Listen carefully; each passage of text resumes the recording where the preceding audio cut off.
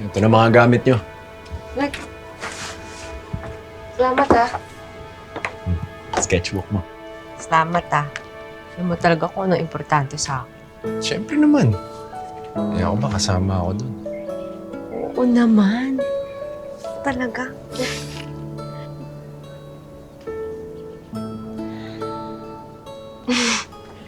Ang sweet. Nakakaumay. Blech.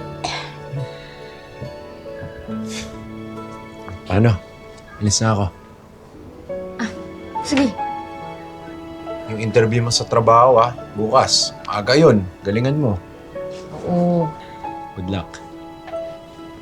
Thank you. Ikaw, Rose, tutuloy mo ba yung pag-enroll mo? Diba, pinangako niyo yun sa tatay niyo? Hindi na muna. Baka sa susunod na semester na lang kasi kailangan pang unahin si Mang Mani Ningil. Baka mamaya magkaroon na naman ng pagpapalayas part 2. Di pa naman pwede ma-stressin si tatay.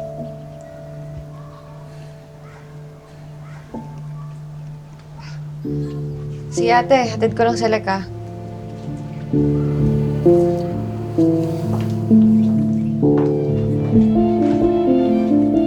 Psst. Ba't di na kayo? Hindi, no? Hindi nga dahil kay tatay, hindi ka kikibuin. Hmm? Siya ka pa.